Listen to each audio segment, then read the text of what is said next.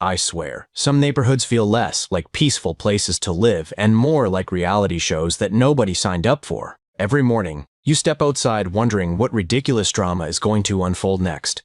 In my case, that daily suspense had a name. Karen, our neighborhood's self-appointed queen of the HOA, ruler of perfectly aligned trash cans, and guardian of lawns that dared to grow half an inch too tall. Karen treated the HOA bylaws like they were sacred scripture.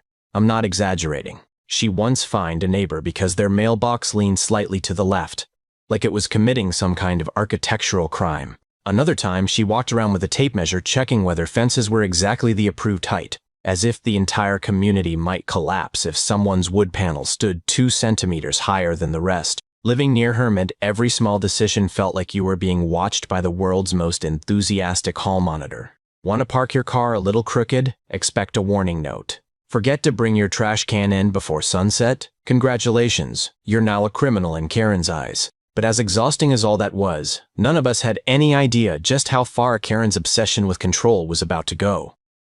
Because one quiet morning, she tried to have me arrested for eating bacon. And somehow, that ridiculous moment spiraled into a disaster so spectacular that the entire neighborhood watched her destroy her own life in minutes. If you've ever met someone who treats tiny amounts of power like they've just been crowned emperor of the universe, then you already understand Karen. Being president of the HOA wasn't just a volunteer position to her. It was a full-time identity, a mission, a calling. She didn't just enforce the neighborhood rules, she worshipped them. Karen had this way of patrolling the streets like a security guard protecting national secrets instead of suburban sidewalks. I'm not kidding when I say she once walked up to my neighbor's yard with a ruler to check the grass height, not eyeballing it, not estimating. A literal ruler. When she announced the grass was 3/4 of an inch taller than the allowed limit, she handed him a fine slip, as she had just cracked a major criminal case.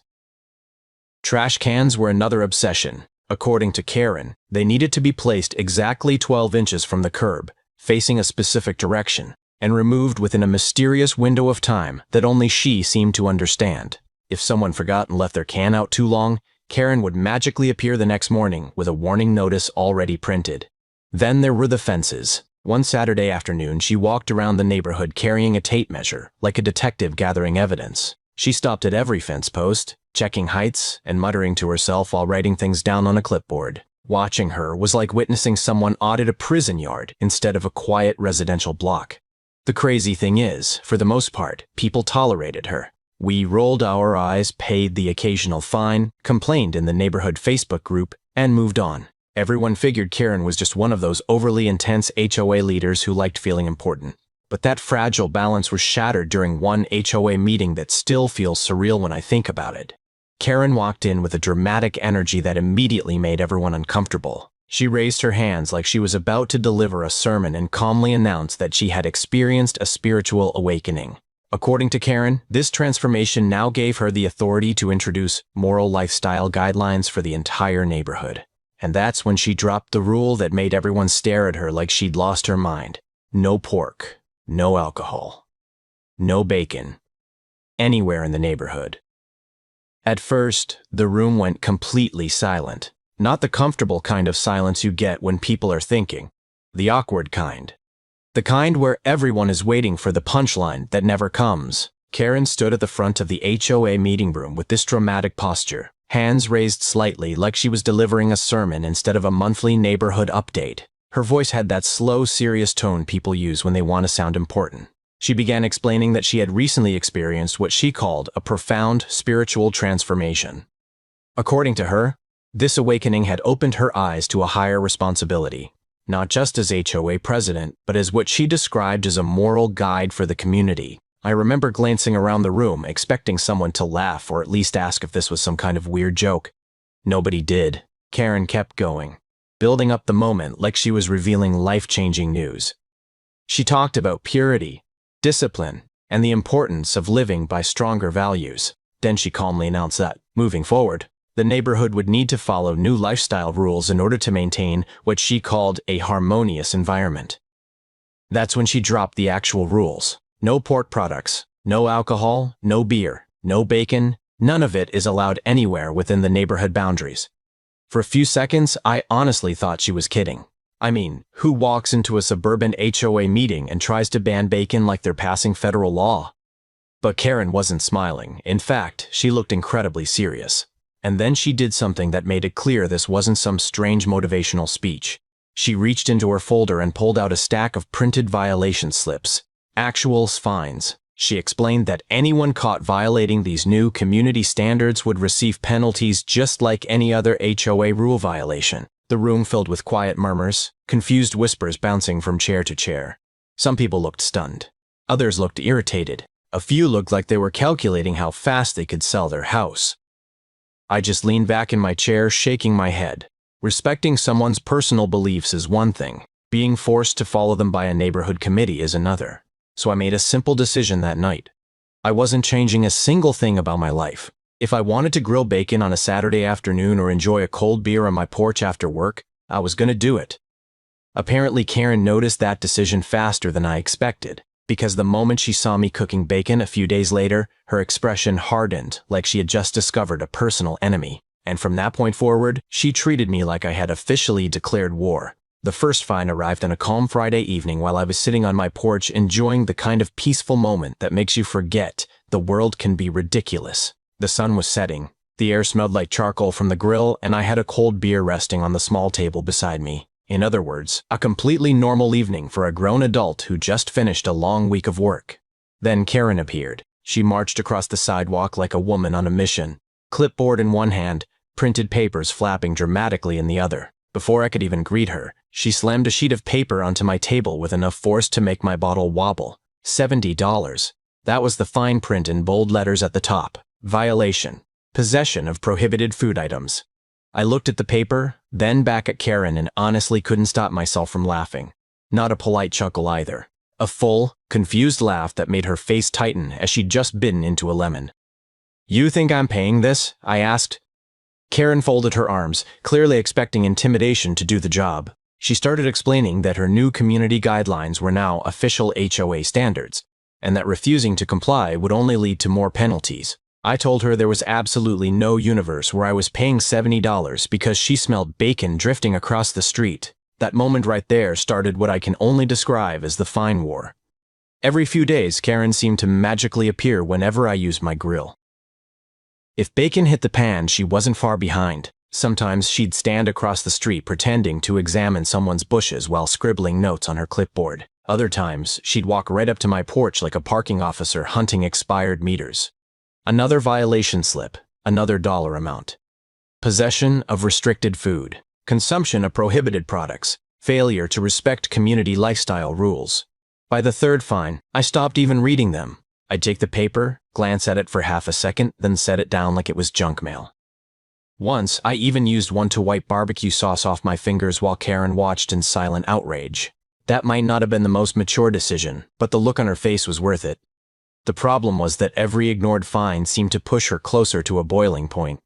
Her tone changed. The lectures got longer. The clipboard started shaking slightly when she wrote things down.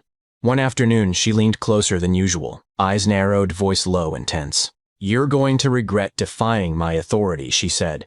Now, at the time, I honestly thought she was bluffing. People say dramatic things when they feel powerless, and Karen had just realized her stack of fake fines meant nothing to me. So I shrugged it off, cracked open another beer, and went back to grilling. What I didn't realize was that Karen wasn't done escalating, not even close. And the stunt she was planning next would turn our quiet street into a full-blown spectacle. A few mornings later, long before I'd had the chance to fully wake up, someone started pounding on my front door like they were trying to break it down. Not knocking. Pounding. The kind of aggressive, echoing thuds that instantly pull you out of sleep and make your brain jump straight to worst-case scenarios. For a split second, I thought maybe there had been an emergency in the neighborhood. Then I heard Karen's voice outside. Even through the door, I could recognize that sharp, dramatic tone she always used when she believed she was about to win some grand victory. I dragged myself out of bed, still half asleep, and opened the door expecting another lecture about bacon fumes drifting through the air. Instead, Karen was standing on my porch beside a police officer. Now that woke me up. Karen had her arms crossed, and this smug little smile on her face like someone who had finally caught a criminal mastermind. The officer, on the other hand, looked calm but slightly confused, like he had been given very little information about why he was there. The moment the door opened, Karen pointed directly at me with the energy of someone revealing the culprit in a courtroom drama. "Arrest him," she announced loudly. The officer blinked once, slowly, like he was giving his brain a second to process what he'd just heard. "Ma'am," he said carefully, "what exactly did he do?" Karen inhaled like she had been rehearsing this speech all morning. Her voice immediately took on that same dramatic authority she used at HOA meetings. "He repeatedly violates our community laws," she said, gesturing toward my porch like it was a crime scene. "He consumes pork products and drinks alcohol in public view despite clear restrictions established by the Homeowners Association." For a moment, the officer just stared at her. Then he glanced at me. Then back at her.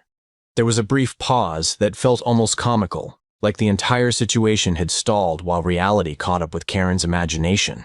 Finally, he cleared his throat and spoke in the calmest, most patient voice imaginable. "Ma'am, eating bacon is not illegal."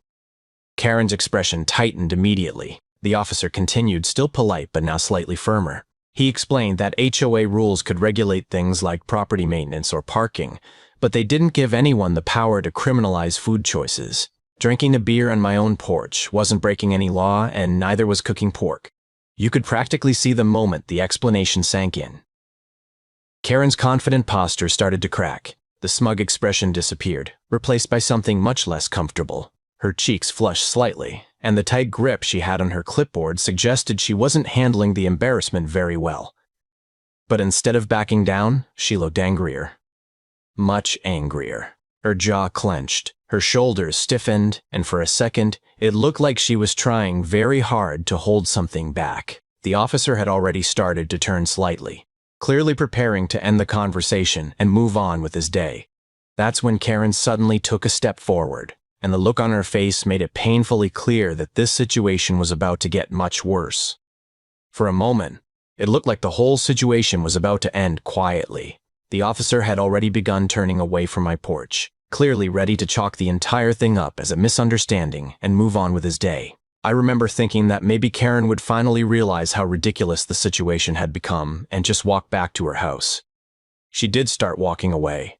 2 slow steps down the path, then something in her snapped. Karen spun around so fast it caught everyone off guard. Her face had completely changed. The embarrassment from a few seconds earlier now replaced with pure, explosive anger. Before the officer could even react, she stormed back toward him, shouting loud enough for half the street to hear. "This is religious persecution," she screamed. And then, unbelievably, she swung at him. It wasn't some accidental bump or dramatic gesture. Karen actually tried to slap the back of the officer's neck like she was punishing him for disobedience. The whole thing happened so quickly that for a split second, my brain struggled to process what I was seeing. The officer, to his credit, reacted instantly. He stepped back, grabbed her arm mid-lunge, and turned her around with calm efficiency that made it clear he'd handled situations like this before. Karen immediately started thrashing and shouting, her voice climbing higher with every second as she accused him of harassment, corruption, and oppression all at once. By then, the noise had drawn attention from across the street. Doors opened. Curtains moved. A couple of neighbors stepped outside, phones already raised because, let's be honest, moments like this spread through a neighborhood faster than wildfire. Within seconds, several people were filming as Karen continued yelling while the officer secured handcuffs around her wrists. The entire scene felt surreal. Just minutes earlier, she had been demanding someone else's arrest. Now she was the one being escorted across the yard toward the patrol car, still shouting protests while the officer calmly guided her into the back seat. And as the car door shut, the reality of what had just happened began spreading through the neighborhood like electricity. The moment the patrol car pulled away, the entire street felt like it had just witnessed the finale of the strangest show imaginable. Neighbors who had been watching from their porches slowly started talking to each other, replaying what they had just seen, like people leaving a movie theater after an unbelievable plot twist. Phones were still out. Messages were already flying to the neighborhood group chat, and within an hour, the story had spread to nearly everyone on the block. But the real consequences started rolling in over the next few days. Karen didn't just get a warning or a slap on the wrist. According to the police report, the situation had crossed several lines that couldn't simply be ignored. Attempting to strike a police officer immediately triggered an assault charge. Calling the police with a completely fabricated complaint added a false report charge on top of that. And the scene she created in the middle of the street, screaming loud enough to wake half the neighborhood, earned her a disturbing the peace violation as well. Suddenly, those little slips of paper she loved handing out so much looked pretty insignificant compared to the stack of legal paperwork now headed her way. The HOA board didn't waste much time either. Within days, they held an emergency meeting and voted to remove her from the presidency. Not only that, but they added a permanent ban preventing her from ever holding an HOA leadership position again. And just like that, the woman who once patrolled the streets measuring fences and writing fines disappeared from her throne of neighborhood authority. The streets got quieter. The tension vanished. People actually started grilling again without checking over their shoulders. And Karen?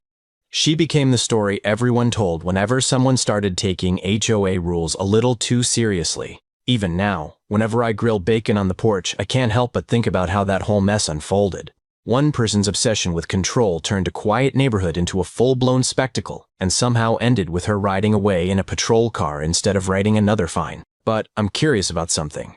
If you had been in my place, what would you have done? Would you have ignored the rules like I did, or tried to keep the peace? Let me know in the comments. And if you've ever had a neighbor story this crazy, I'd love to hear it. Don't forget to like and subscribe, because trust me, this neighborhood isn't done surprising us yet.